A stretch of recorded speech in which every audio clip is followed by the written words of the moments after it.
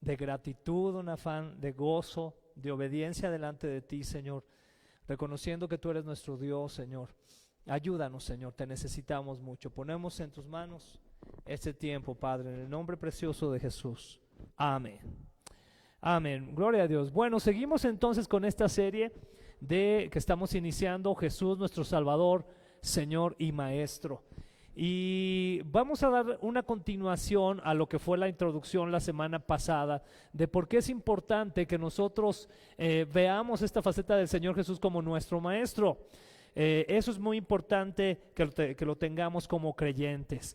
Y dentro de esa entonces introducción, esta segunda parte, vamos a enfocarnos un poquito para entender de alguna manera muy breve, muy por arriba, porque realmente es un tema muy profundo, pero realmente muy por arriba de cómo era que enseñaba el Señor Jesús. De hecho, sobre esta temática se podría hablar mucho, porque incluso hay personas que se han dedicado al tema educativo, que han tomado como ejemplo la manera en que enseñaba el Señor Jesús, para también desarrollar otras metodologías, otras técnicas de enseñanza, ¿verdad? Qué impresionante. Y precisamente vamos a empezar por ahí con un comentario que hace Victor Rowles, que él es un educador, es un personaje un poco famoso en las redes, que habla acerca de temas de la enseñanza, y en uno de los temas que él habla, toma como ejemplo lo que hacía el Señor Jesús en respecto a la manera en la que él enseñaba. Y bueno, por ejemplo, y en su artículo lo voy a decir de una manera muy breve, porque hay cosas más adelante que es importante que veamos, pero él resalta que al momento que el Señor Jesús enseñaba, él era responsable acerca de lo que enseñaba y por qué lo enseñaba, y que de esa manera atendía a las multitudes, atendía las necesidades de sus discípulos, atendía precisamente lo que se necesitaba atender.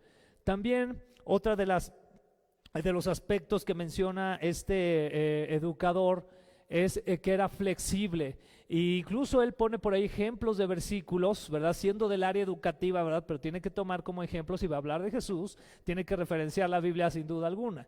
Y pone como ejemplo de la flexibilidad a algunos pasajes, y uno de ellos que me impresiona mucho es cuando el Señor Jesús va caminando por ahí y de repente llega una mujer que no era judía y que le pide al Señor ser sana, que sanara a su hija, Y el Señor le dice, bueno, pero es que, ¿por qué tú que no eres judía me pides eso, verdad?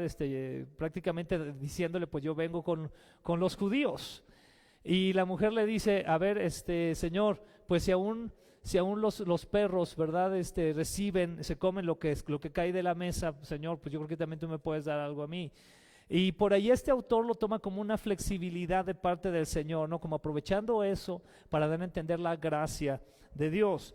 También otra cosa que detecta aquí este autor es que el Señor tenía o mostraba en la enseñanza, en la manera de enseñar, interés. Dicho sea de paso, todos estos aspectos que estamos viendo son muy importantes que nosotros como maestros de la Escritura, o que vamos a compartir la Escritura a alguien, tengamos también esas mismas características, ¿no? Aquí hablaba, por ejemplo, o habla del interés, es decir, preocupado por la angustia de los que lo escuchaban, ¿no? Había un interés honesto por parte del Señor Jesús al enseñar. También detecta acerca de la compasión que el Señor tenía por la gente, ¿verdad? Ahí en Mateo 9:36, donde dice que la gente la veía confundida como ovejas sin pastor. También vemos a una faceta del Señor Jesús como maestro, que era cooperativo, cuando pedía esa unidad a sus discípulos. Y luego también menciona algunos otros, por ejemplo, que el Señor al momento de enseñar era creativo, era dedicado, era decidido, era empático y era incluso hasta cautivador.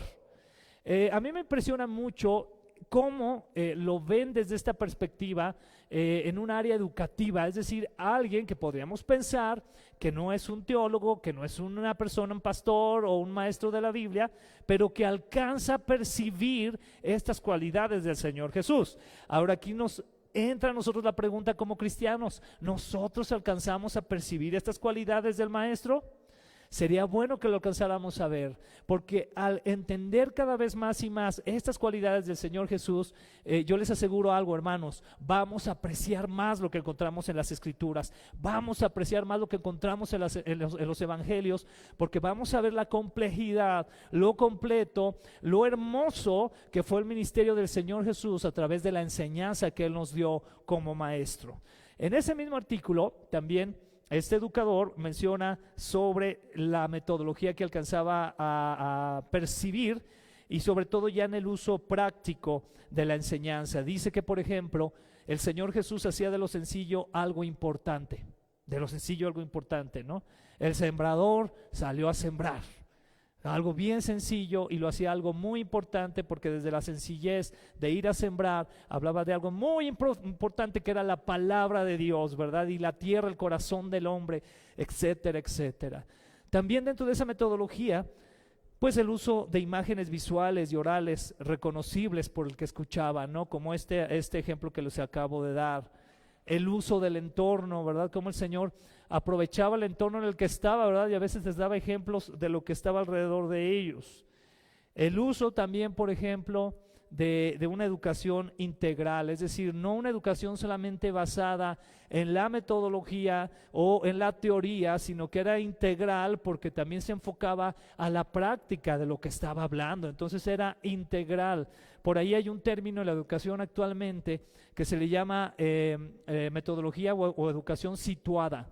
Y esto tiene que ver con la enseñanza de términos que se enfocan al ambiente donde se encuentran. Es decir, chicos que viven en una comunidad rural van a aprender de una forma diferente de acuerdo a los aspectos en los que viven, y se les va a enseñar de tal forma que puedan sacar provecho de esos aspectos. Chicos o niños en un área urbana van a aprender de acuerdo al contexto urbano, es decir, situados de acuerdo al lugar que están. Esto tiene que ver de alguna manera también con lo integral. Habla también, por ejemplo, del uso de la educación inclusiva. ¿Qué quiere decir esto? Nadie se espante, ¿verdad? Pero quiere decir que, por ejemplo, el Señor Jesús fue, podríamos pensar que el primer maestro de su época. Fíjense, esto es muy interesante, que incluyó mujeres en su grupo de discípulos y a quienes les enseñaba. Eso es interesante notarlo, y se requiere de muchos aspectos históricos para ahondar en esto, pero esa es la realidad. El Señor Jesús por eso fue criticado, por sentarse en un pozo a enseñarle a una mujer samaritana, que nadie quería, peor todavía por ser samaritana, ¿verdad? Y Él se atrevió a enseñarle ahí. Y ese tipo de inclusión la hizo el Señor. O ejemplo muy claro es con los niños. Los niños que en esa época, ya sabemos, aunque en el ambiente judío eran más aceptados, pero dentro del contexto greco-romano no eran realmente tan aceptados. Eran como los chiquillillos, ahí están, ¿verdad? Hay que darles de comer y todo. Esperemos que sean útiles cuando crezcan, ¿verdad? Pero el Señor Jesús, ¿qué hizo cuando sus discípulos regañaron a los niños, ¿verdad? Que sean, sáquense, va por allá. ¿Qué hizo el Señor Jesús? Déjenlos. Eso es inclusión. Ahí estamos hablando de una inclusión sana, y el Señor la tenía.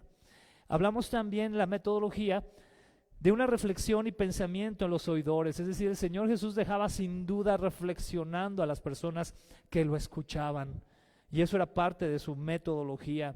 También les enseñaba a aprender a hacer, no solamente oír, sino aprender a hacer, ¿no? Y yo incluiría ahí aprender a ser, que eso también es importante. Son dos aspectos muy diferentes, pero que son vitales. Aprender a ser. ¿Ser qué? Ser un discípulo de Cristo, pero aprender a ser, ¿qué? Hacer lo que el maestro te dice que debes de hacer. Muy importante. Y por eso viene también esa metodología de multiplicar los saberes. Qué precioso el Señor Jesús, porque el Señor Jesús no se quedó y llegó y dijo, miren, les vengo a enseñar esto, ahí está, háganse bolas, yo ya les enseñé, ahora a ver cómo les va. ¿Qué hizo el Señor? Vayan, les dijo, vayan y enséñenles lo que yo les enseñé, ¿verdad? Y a veces nuestro enfoque está solamente en 12 apóstoles o 12 discípulos, pero la realidad es que este comando lo empezó de alguna manera implícita a desarrollar desde los 120 que Él mandó a hacer de manera práctica lo que Él ya les estaba enseñando que hicieran.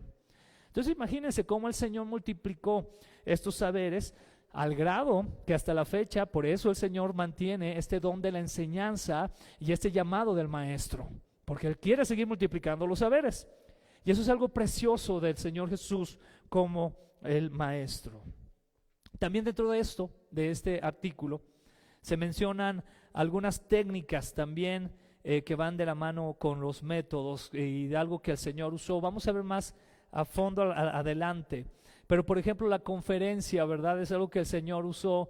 El hablar, a mí me impacta cómo el Señor tenía esa habilidad de hablar con tantas personas que lo escuchaban en un tiempo, fíjense muy bien, donde no había micrófonos, donde no había bocinas, y el Señor tenía la cualidad de hacerlo, ¿verdad?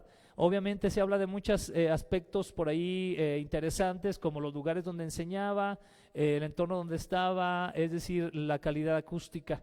Alguna vez tuve la oportunidad de estar en un lugar que se le llama el anfiteatro del Red Rocks, que está en Colorado, y es un lugar para 15,000 personas. Pero lo padre de ahí es que tiene una acústica donde si tú te paras enfrente del escenario, que es un escenario natural, entre piedras enormes, preciosas, de color rojo, te escuchan hasta arriba, sin micrófono. O sea, tú hablas y tu voz se oye, porque hay un efecto acústico ahí de reverberancia que hace que se escuche la voz, ¿verdad? Todo ese tipo de cosas se usaban también, esas técnicas en esos tiempos. También el Señor, por ejemplo, usaba dentro de eso la discusión.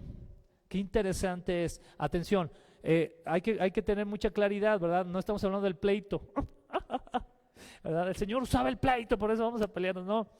La discusión, ¿verdad? Porque a veces somos bien buenos para eso, ¿verdad? Y el Señor usó los látigos, y tienes tu látigo santificado en la casa y todo, tu correa va para los mercaderes y todo. Los que venden Biblias en los congresos, ¿verdad? ¿Por qué estás vendiendo Biblias? No. Habla de la discusión, ¿ok? Eso es lo que él habla. También, por ejemplo, el Señor usó lo que era la narración, ¿verdad? Qué precioso, a mí me impacta mucho esa manera. Yo diría que esa manera tan paternal de enseñar. Porque cuando tú narras, ¿verdad? Por ejemplo, cuando cuentas un cuento a tus hijos es algo muy bonito. Ahorita últimamente Darío le ha dado, yo sueño cosas muy raras, cuando sueño cosas muy raras. Ahorita les voy a platicar un ejemplo, pero le ha dado por decirme, ¿qué soñaste, papá? Así, ¿qué soñaste ayer? Estamos comiendo, ¿y qué soñaste? Y siempre termina diciéndome, sueñas cosas bien raras. Siempre me dice eso, ¿eh? Y por eso le gusta oírlas, ¿verdad? La otra vez soñé, les platicaba ahí en la mesa a Azu y a Dariel, que soñé que el Señor venía, pero yo creo que fue un sueño como escatológico curioso, ¿verdad? Todos los que usan la escatología como algo ahí raro, donde mi mente daba vueltas, porque veía yo en mi sueño, veía que había una luz en el cielo y veía como si el Señor, ese era mi entender, como si el Señor viniera ahí, y yo esperaba ser levantado, ¿verdad? Pero no era levantado en ningún momento, y yo me quedaba así como que, ¿qué pasó, verdad? Y luego los demás que estaban ahí a mi alrededor nos preguntamos, ¿por qué el Señor no nos ha levantado, verdad? Alguna cosa así, y de repente se acercaba por ahí otro creyente, y nos decía, no se preocupen, lo que pasa es que vino a reinar desde Jerusalén, entonces está ahí, pero aquí estamos todos. Entonces fue como un relajo ahí medio de todas las perspectivas escatológicas, ¿verdad? Que se me presentó, y yo le platicaba ese sueño a Dariel y me decía, si sueñas cosas muy raras, papá, ¿sabe qué? Entonces, bueno, allí está la situación de la narración, ¿verdad? Qué bonito es cómo a través de eso el Señor Jesús nos enseñó tantas cosas, y eso es precioso. También un método muy, muy padrísimo que el Señor usó de mucha bendición fue el método de la pregunta y la respuesta. El Señor preguntaba bastante. Y también otros métodos que por ahí aparecen. Hay un filósofo, hubo un filósofo y educador, también teólogo, H. Horn, que él decía lo siguiente: discute cada rasgo personal y pedagógico concebible, juzgando a Jesús como un gran logro en cada tema.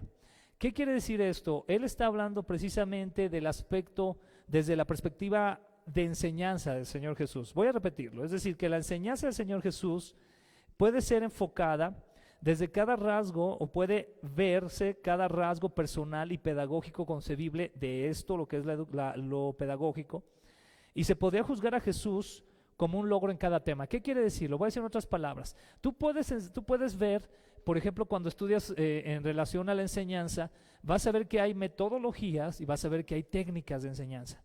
Entonces hay libros y libros de esto, de metodologías de enseñanza, de técnicas de enseñanza. Pero cuando tú analizas al Señor Jesús, te das cuenta que de alguna manera u otra, Él podría tomar enfoques o podría tomar elementos de cada técnica y de cada metodología y cumplirlos. Y eso es precioso.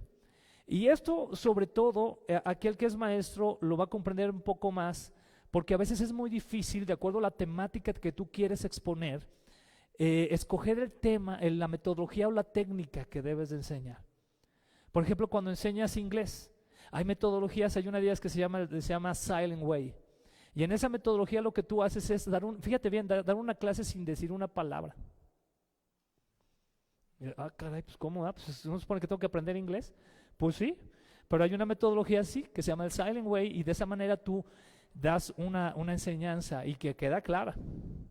Se habla, por ejemplo, también de la enseñanza, lo que sería lo implícito o lo explícito, o inductiva o deductiva, y que tiene que ver con que va a haber ocasiones en que, por ejemplo, das un tema de gramática sin explicar ni una sola regla. Eso es interesante, ¿no? Porque cuando estás enseñando el to be, ¿verdad? Tienes que decir que va primero el sujeto y luego va el verbo to be, de acuerdo al tiempo presente, pasado, futuro, lo que sea, y luego va el complemento de la oración. Esa es la fórmula. Pero enséñalo sin decir la fórmula. Se puede. Bueno, el Señor Jesús, al analizar todo este tipo de metodologías y técnicas, te vas a dar cuenta, según este teólogo que era educador, que fue un educador muy famoso en el ámbito cristiano, él abarcó todas. Él de alguna manera podía abarcar todas estas técnicas y metodologías. Qué maestro, ¿verdad? Tan impresionante.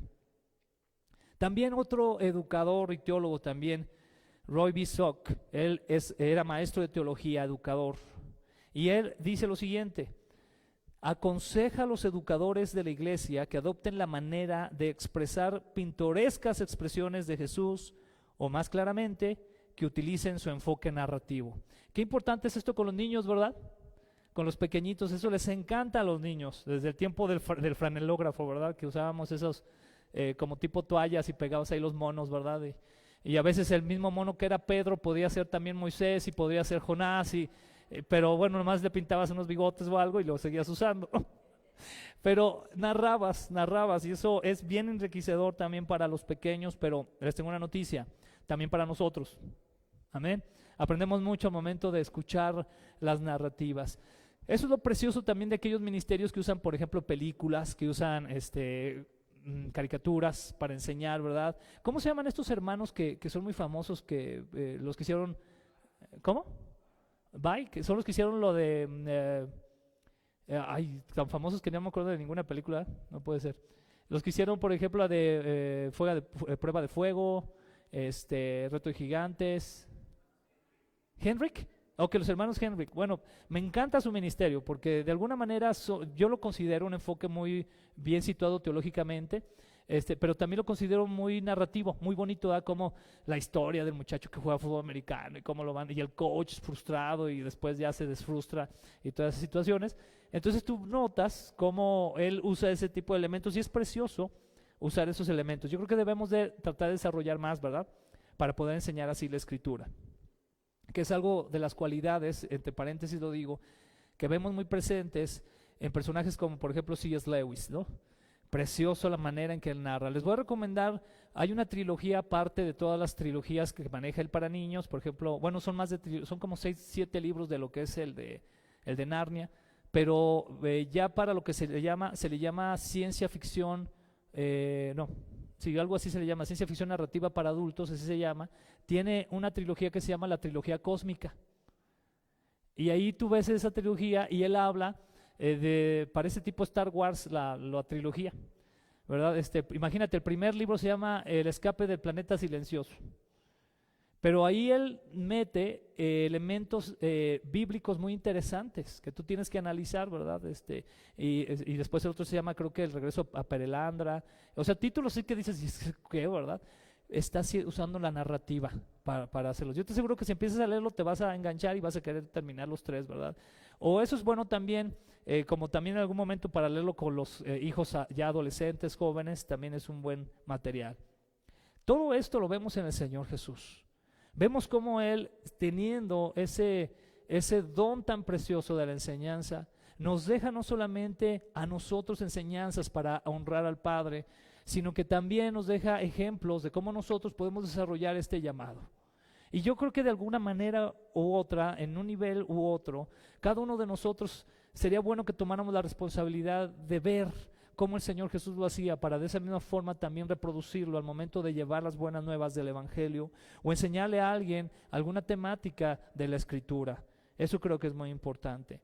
De aquí entonces podemos ver cosas que quedan muy claras. Una de ellas, que el Señor Jesús proclamó el mensaje de salvación, ¿verdad? Las buenas nuevas. Ese es el primer enfoque que encontramos en el Señor Jesús. Tan claro es ese enfoque que lo primero que Él dijo al momento de empezar su ministerio realmente, en su predicación, en su enseñanza, fue que nos arrepintiéramos porque había llegado el reino de los cielos.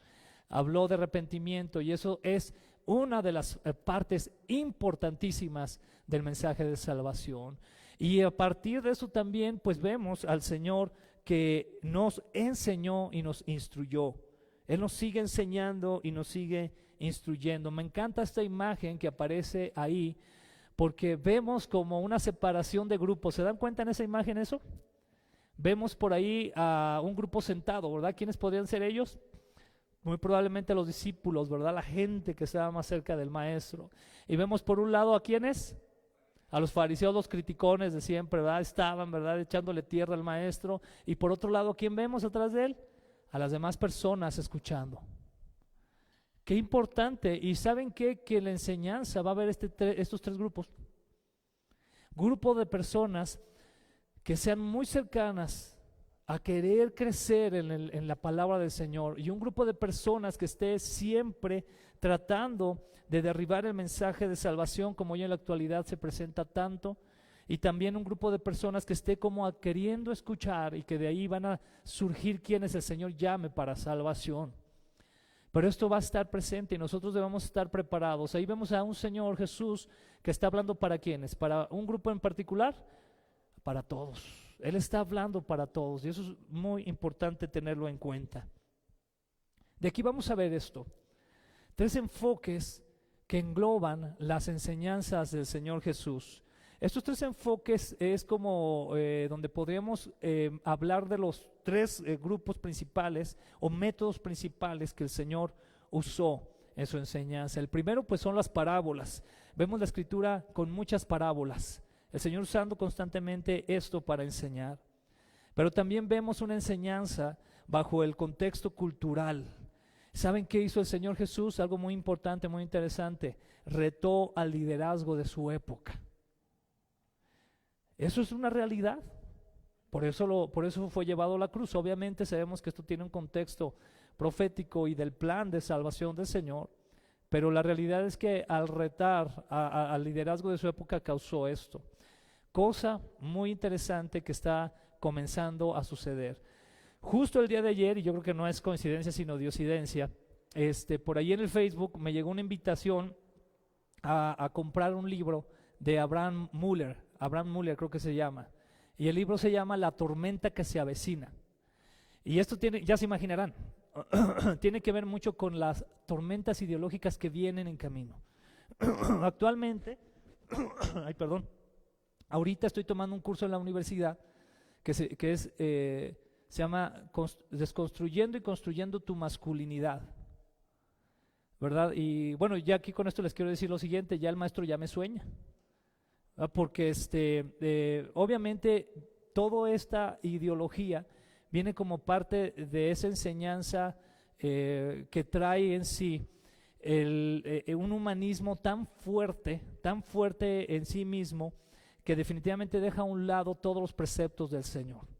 Y está tremendo esto, yo le decía a ver al maestro algo, se los digo porque esto es lo que va a empezar a suceder, ¿verdad? Cada vez vamos a tener que retar al liderazgo lo que se considera, ¿no? Yo le decía al maestro, pero ¿usted cree que realmente el problema sea de los hombres solamente? ¿No cree que es un problema más general del ser humano? Es decir, que no solamente los hombres somos violentos o malvados, sino que todos los hombres somos malos. Y él tajantemente decía, no, es que no, ese no es el enfoque, estamos hablando de una construcción social. Y luego de repente por ahí una compañera le preguntó, oiga maestro, ¿y qué sabe usted de las estadísticas acerca de la violencia que ejercen las mujeres contra los hombres en el hogar? Porque eso existe. ¿Y saben qué contestó el maestro?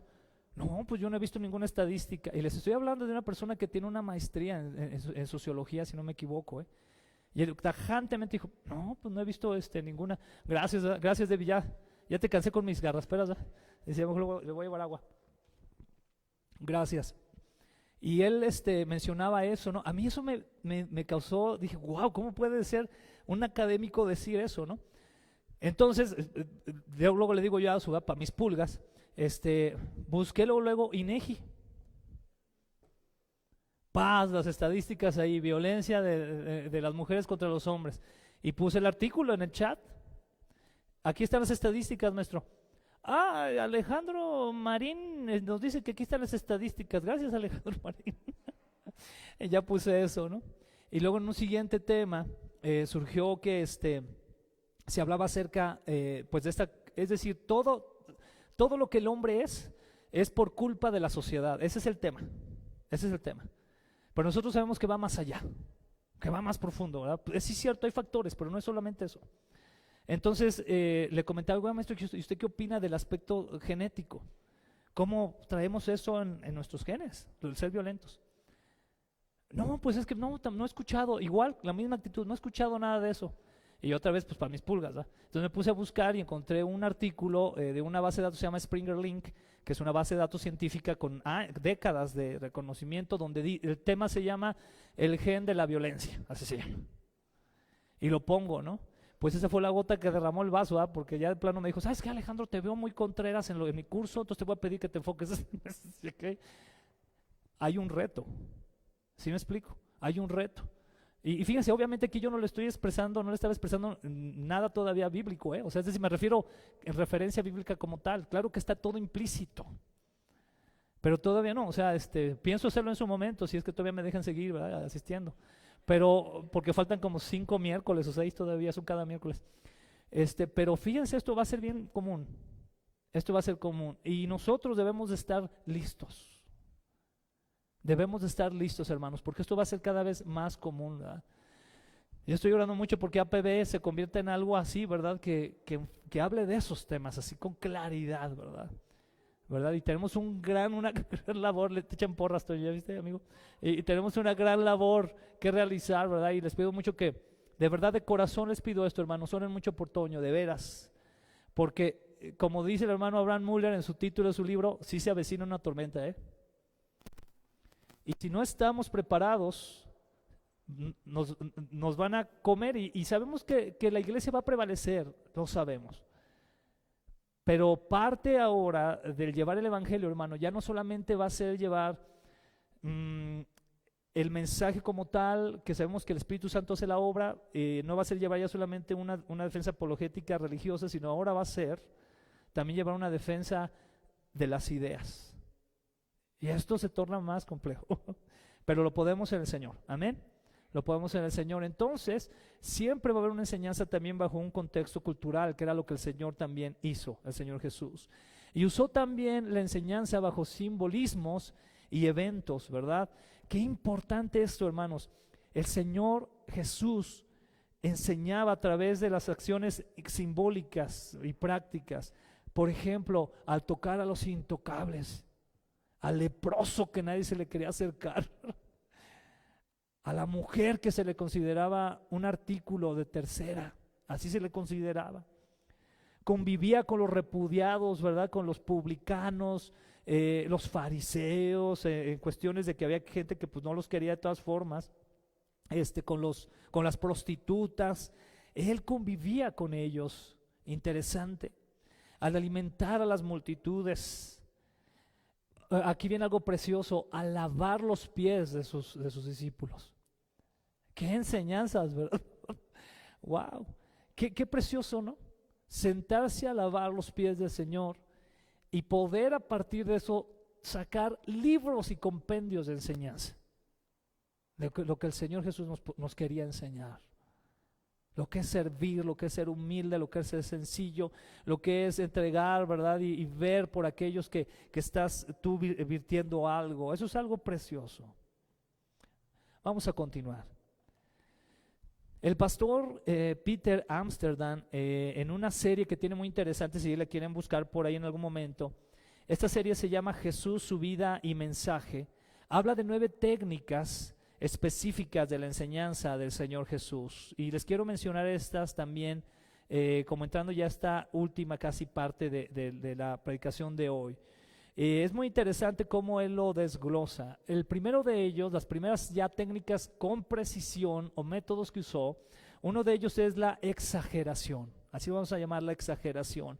Ejemplo de ello lo encontramos en Mateo capítulo 5, versículo 29, donde dice: por lo tanto, si tu ojo, incluso tu ojo bueno, te hace caer en pasiones sexuales, sácatelo y tíralo.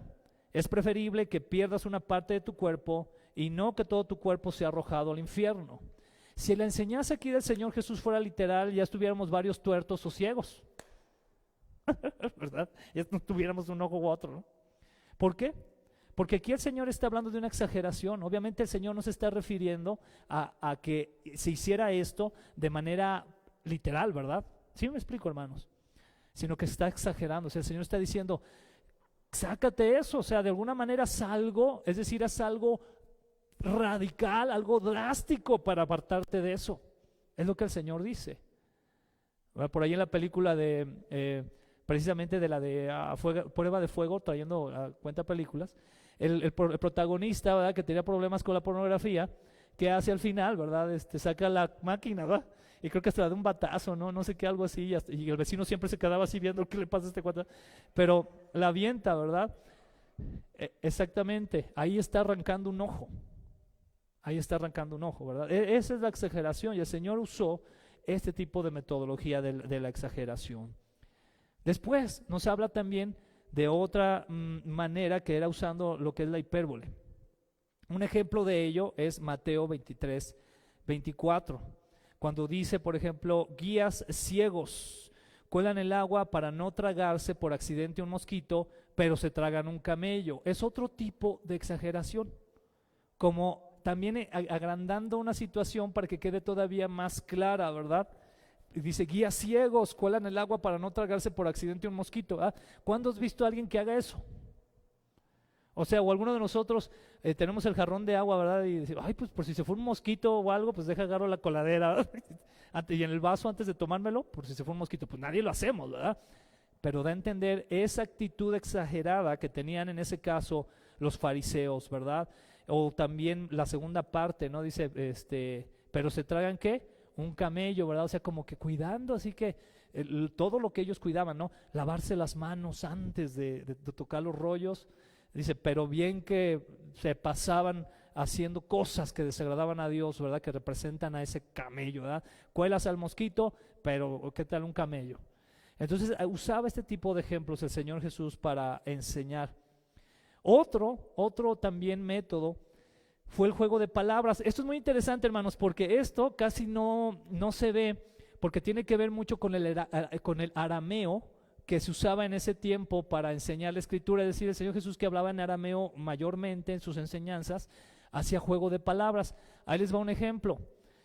En Juan 3:8, donde el versículo dice, el viento sopla hacia donde quiere, de la misma manera que oyes el viento, pero no sabes de dónde viene ni a dónde va, tampoco puedes explicar cómo las personas nacen del Espíritu. Entonces el Señor está hablando acerca de lo espiritual, del nacer de nuevo, del nacer en el Espíritu.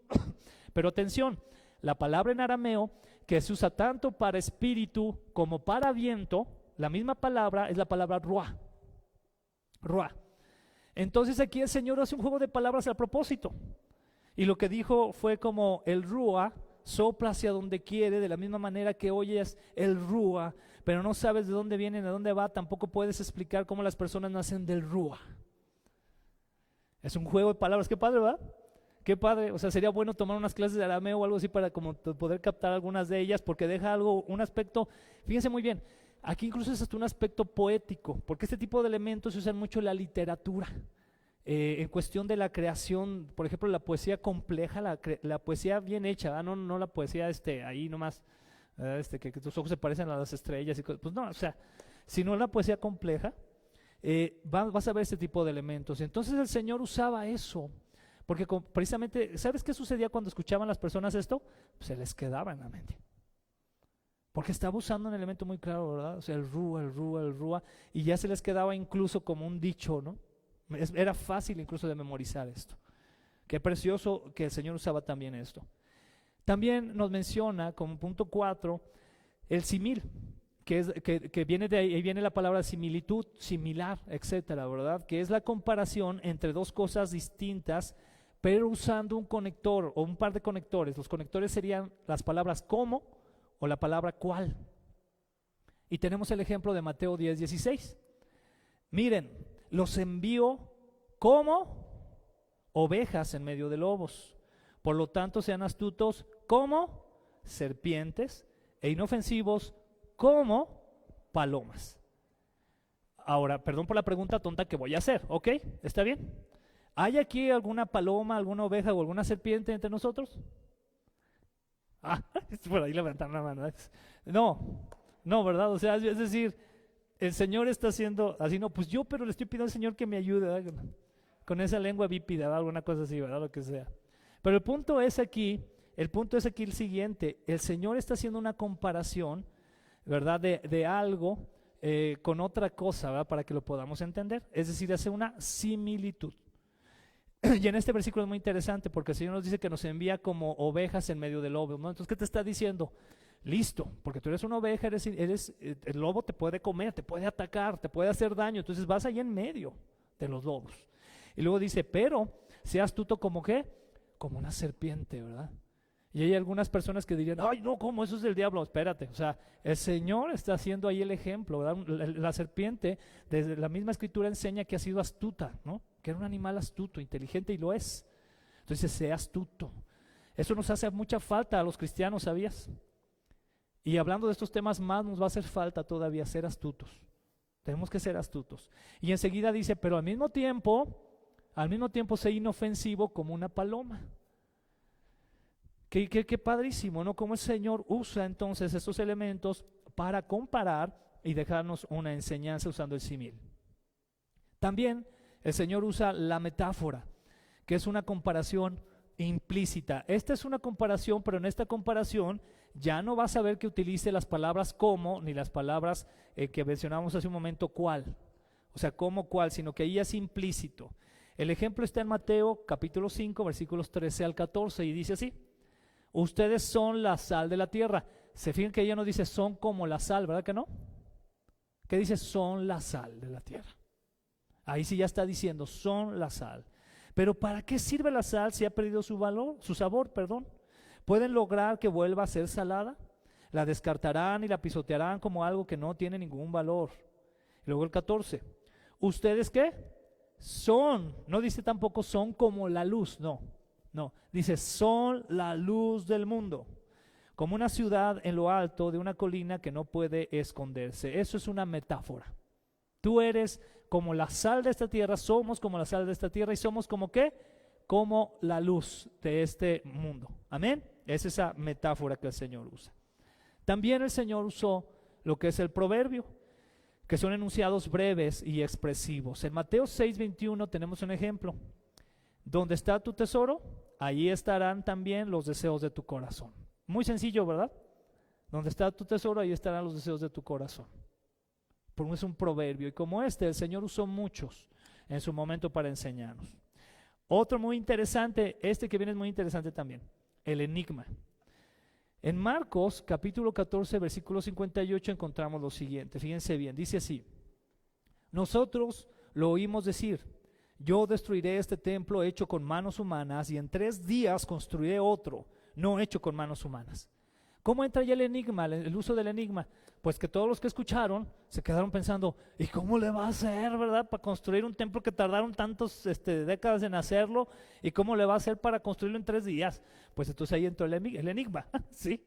Ese fue el enigma que solamente en el Espíritu se podía entender, y solamente aquellos que estaban realmente de corazón enfocados al Maestro, al Señor Jesús, iban a entender que hablaba de su cuerpo, que hablaba de Él. Ese era el enigma. Entonces por ello uno decía, ¿a qué se referirá? Bueno, los que entendieron sabían que se refería a Él, ¿verdad? Y los que no, pues se quedaron en el enigma, ¿verdad? Pero ahí estaba ese tipo de enseñanzas del Señor. No sé, a mí me suena bien complejo la manera que enseñaba el Señor, pero a la vez bien práctica. Luego viene, por ejemplo, también un elemento que usaba, que es este complemento que vamos a llamar a fortiori.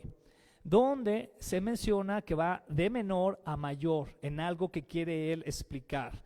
Por eso usa sí, o por ejemplo, cuánto más. Si esto es así, cuánto más esto, de menor a mayor. El ejemplo está ahí en Mateo 7, del 9 al 11. Vamos a ver qué dice. Ustedes los que son padres, si sus hijos les piden un pedazo de pan, ¿acaso les dan una piedra en su lugar? ¿O si les piden un pescado, les dan una serpiente? Claro que no. Así que si ustedes, gente pecadora, saben dar buenos regalos a sus hijos, cuanto más su Padre Celestial dará buenos regalos a quienes le pidan.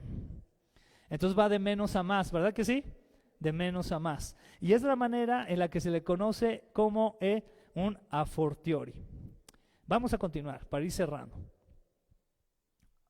8. Esta es muy, muy bonita. Uso de preguntas. Con el uso de preguntas, el Señor Jesús grababa más firmemente su argumento en la mente de los oyentes.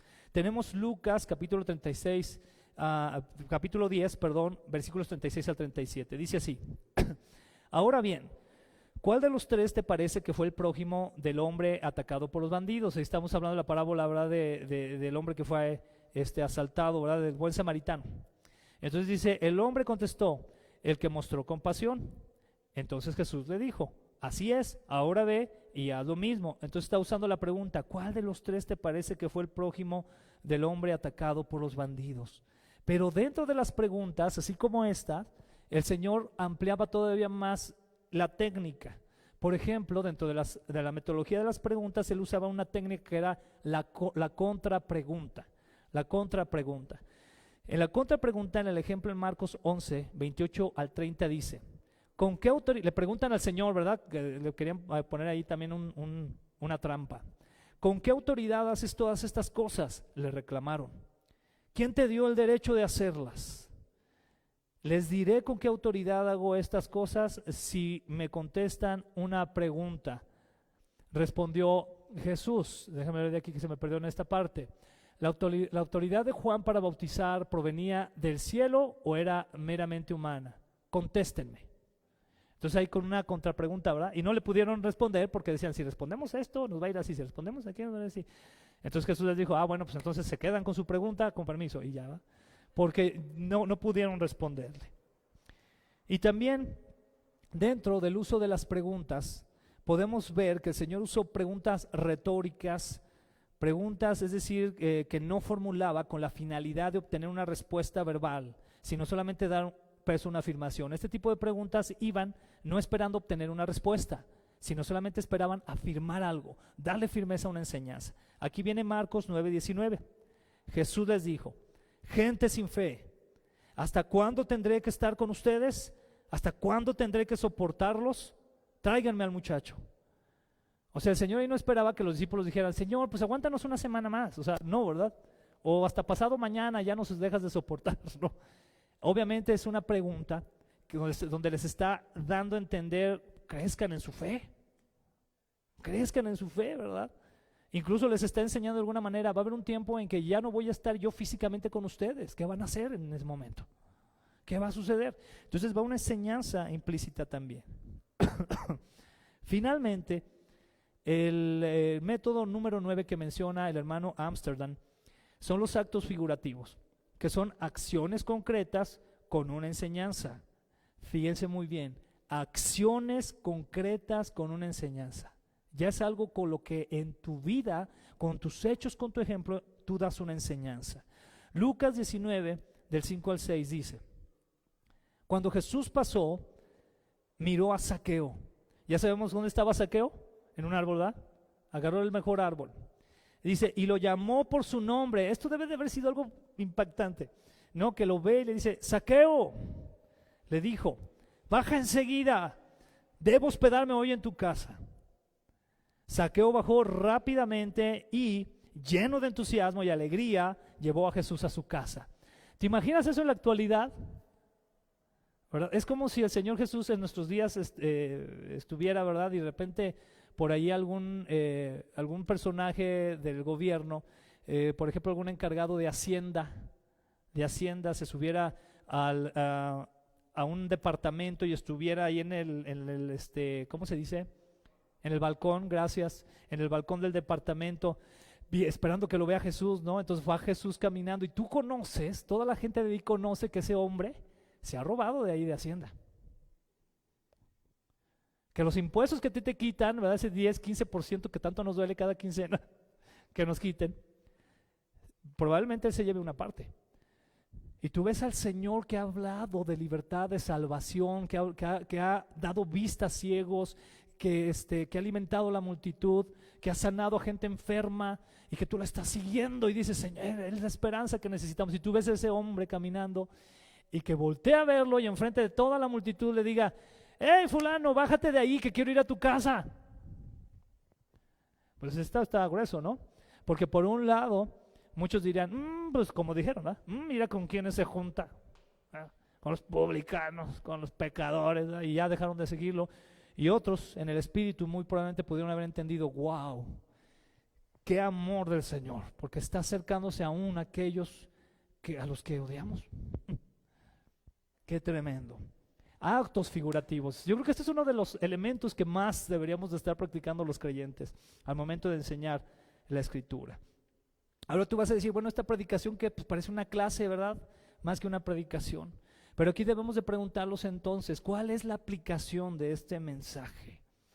Y quiero responderte esto con Proverbios capítulo 22, versículo 6, un pasaje precioso que dice, instruye al niño en su camino y aun cuando fuere viejo no se apartará de él.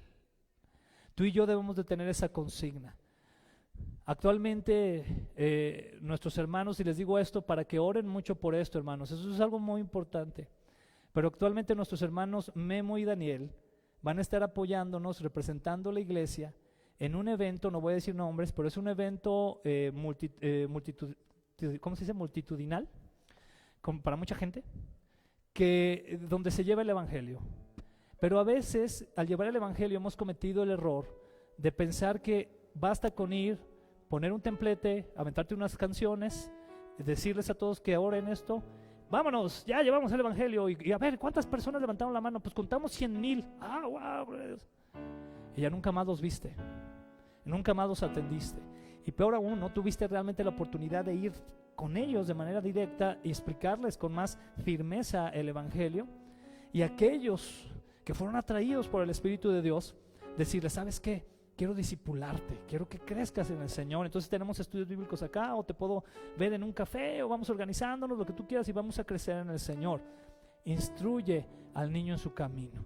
Todo aquel que viene a Cristo Jesús necesita ser instruido porque es un bebé, es un niño. ¿Sabes por qué tanta gente se aparta del camino del Señor aún habiendo escuchado? Porque no hubo instrucción. Y eso es aplicable también, no solamente a lo literal de nuestros pequeños hermosos, sino a lo literal también de los hermosos hermanos recién nacidos en Cristo. Esa es la aplicación. Entonces, entre más tú te apegues también al ejemplo tan grande, tan precioso que dio el Señor Jesús, te tengo una noticia, mejor te va a ir en el momento de enseñar la Escritura y de enseñarles a aquellos lo que el Señor Jesús nos pidió que enseñáramos. Esa es la aplicación. Último versículo y última reflexión. Primero, qué gran Señor y Salvador tenemos y qué gran Maestro es a nuestras vidas. No podemos estar bajo mejor guía, bajo mejor señorío, ni bajo mejor acompañamiento en este peregrinar que en los brazos del Señor Jesús. Amén. Mateo 28:20 dice, enseñen a los nuevos discípulos a obedecer todos los mandatos que les he dado, y tengan por seguro esto, que yo estoy con ustedes siempre hasta el fin de los tiempos. Amén. Vamos a orar al Señor. Padre, te damos gracias por ese tiempo que tú nos das de poder aprender de tu palabra, y te damos muchas gracias, Señor, porque tú eres tan bueno, tan precioso, que sigues enseñándonos, sigues estando ahí acompañándonos, y se vuelve real tu palabra que dice que estarás con nosotros todos los días, Señor, hasta el fin del mundo. Tú estarás acompañándonos y nosotros nos queremos tomar fuerte de tu mano, Señor, para llevar las buenas nuevas de salvación a aquellos que las necesitan, y también para instruir a aquellos que han venido al conocimiento, Señor, de las buenas nuevas por obra de tu Espíritu Santo, e instruirlos en el crecimiento, Señor, de tu palabra, en el cual también estamos inmersos nosotros, Señor, por tu gracia, día a día, creciendo en ti, en tu palabra, porque tú eres nuestro buen maestro, tú eres nuestro gran Señor. Padre, pon esto en nuestro corazón y ayúdanos a apreciar esa labor tan grande, tan maravillosa que tú hiciste para enseñarnos las Escrituras. Gracias, Padre, te amamos. Te lo pedimos, Padre, todo esto en el nombre precioso de nuestro Señor y Salvador, Cristo Jesús. Amén. Dios les bendiga.